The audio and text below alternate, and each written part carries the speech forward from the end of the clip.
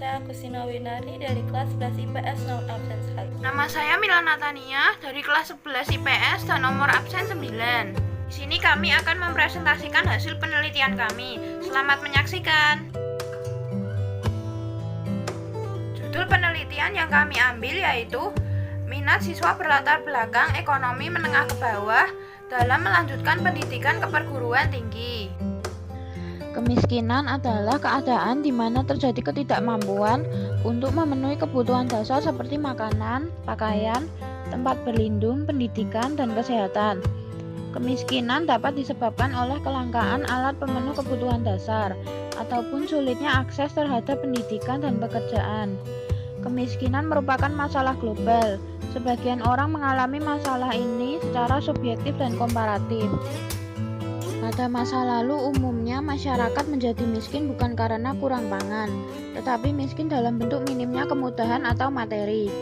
Dari ukuran kehidupan modern pada masa kini, mereka tidak menikmati fasilitas pendidikan, pelayanan kesehatan, dan kemudahan-kemudahan lainnya yang tersedia pada zaman modern.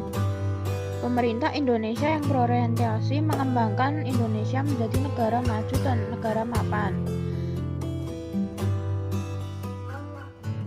Rumusan masalah penelitian kami yaitu: pertama, bagaimanakah minat siswa berlatar belakang ekonomi menengah ke bawah dalam melanjutkan pendidikan ke perguruan tinggi?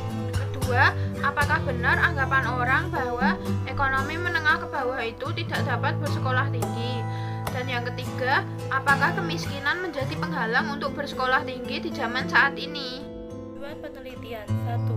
Untuk mengetahui minat siswa SMA berlatar belakang ekonomi menengah ke bawah dalam melanjutkan pendidikan di perguruan tinggi.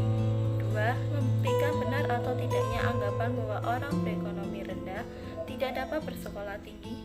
3. Membuktikan bahwa kemiskinan bukanlah suatu hal yang menjadikan penghalang untuk bersekolah tinggi di zaman sekarang ini. Manfaat penelitian 1. Menambah pengetahuan penulis tentang pengaruh terhadap minat siswa melanjutkan studi ke perguruan tinggi. 2. Memberikan sumbangan pemikiran dalam mengembangkan pengetahuan tentang pengaruh terhadap minat siswa melanjutkan studi ke perguruan tinggi.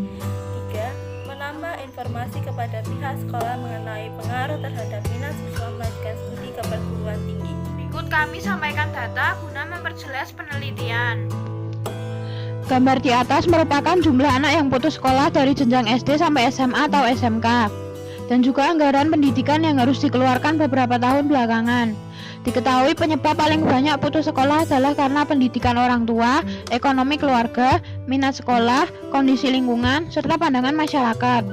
Hal ini dibuktikan dengan adanya peningkatan putus sekolah mulai tahun 2016 sampai 2019, yang pada tahun 2016 banyak 187 anak putus sekolah dan pada tahun 2019 meningkat menjadi 285.404 anak yang putus sekolah. Gambar di atas adalah ketimpangan pembelajaran yang terjadi sejak adanya COVID-19. Diketahui sebagian besar dari mereka tidak memiliki ponsel dan juga tidak memiliki akses internet yang memadai.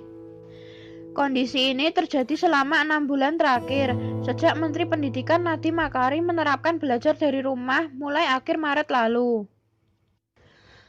Pemerintah negara-negara di seluruh dunia seharusnya menangani dampak pandemi terhadap pendidikan anak-anak sekaligus masalah yang sebelumnya sudah ada. Mengingat tekanan finansial terhadap ekonomi nasional akibat pandemi, pemerintah di semua negara seharusnya melindungi serta memprioritaskan pendanaan untuk pendidikan umum. Gambar di atas adalah data kemiskinan penduduk Indonesia dari tahun 2014 sampai 2021. Menurut pemantauan, penduduk miskin dari tahun 2014 sampai 2021 mengalami peningkatan kemiskinan, baik orang miskin dari ekonomi maupun tidak. Yang berwarna biru merupakan jumlah orang miskin setiap tahunnya, dan yang berwarna oranye merupakan jumlah kemiskinan yang terjadi setiap tahunnya. Dalam penelitian ini, kami mengambil 2 contoh kasus, yaitu kasus Raini, anak tukang becak yang mendapat gelar doktor di Inggris, dan juga Leon Travis, anak tukang tambal ban yang berhasil sukses. Dari kedua contoh kasus tersebut, dapat dilihat bahwa mereka berasal dari keluarga yang kurang mampu, tapi akhirnya mereka dapat melanjutkan pendidikan hingga sukses. Hal tersebut membuktikan bahwa